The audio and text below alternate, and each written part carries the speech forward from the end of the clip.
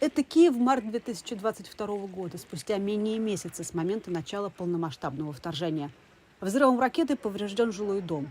Таких разрушений и людей, потерявших близких и кров над головой, с каждым днем войны становится все больше. Многие пострадавшие, особенно в столице Украины и Киевской области, клиенты Евгении Вакуленко и других юристов Киевской коллегии адвокатов. Они бесплатно представляют интересы жителей общин области, которые весной минувшего года были оккупированы российскими военными. Когда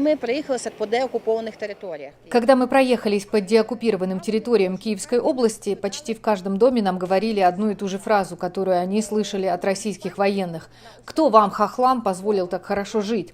Еще одна визитка российской армии, простите за прямоту, везде нагажена. После деоккупации к нам обратилась Немешаевская община. Мы ездили туда и собирали доказательства для этого иска.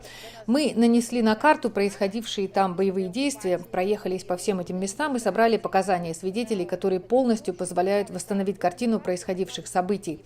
Эта доказательная база единственная, но она распространяется на всех пострадавших в результате обстрелов. Как раз подобные действия и являются домашним заданием Украины.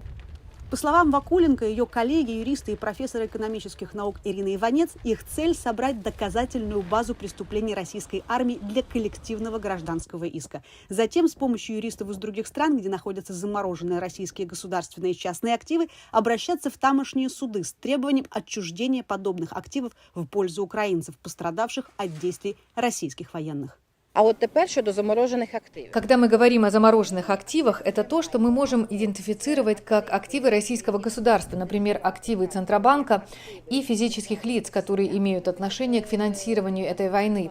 Это средства, на примере которых весь мир увидит, что агрессор заплатит по всем счетам за слезы каждого ребенка, за горе каждого человека, в особенности в Украине, за ту беду, которую они принесли. Возмещение ущерба должно происходить не за счет украинских налогоплательщиков, а за счет агрессора.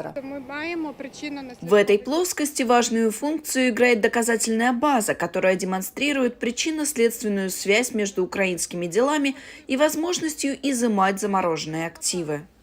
Иванец и Вакуленко – одни из учредителей конференции по вопросам международного сотрудничества в борьбе с последствиями вооруженного конфликта в Украине.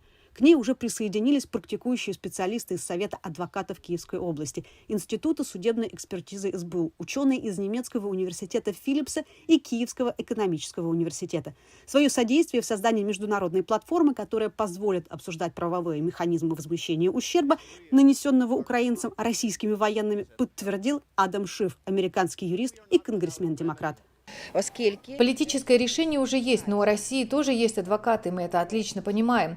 Нужно в первую очередь правовое решение, которое может дать только международное сотрудничество. Есть прецедентный случай взыскания средств с Константина Малафеева. Они были заморожены еще в 2014 году.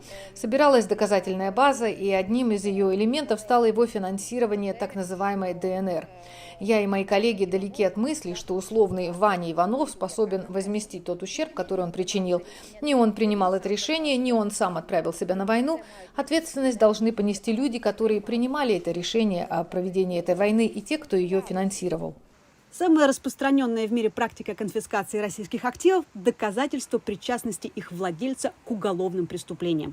С декабря минувшего года она стала частью законодательной базы США после принятия поправки Грэма Уайтхауса в рамках закона о всеобъемлющем пересмотре госбюджета. Общая сумма замороженных и частных государственных активов России и ее состоятельных граждан во всем мире составляет 1,14 триллиона долларов. Наталка Писня, Александр Берган, «Голос Америки».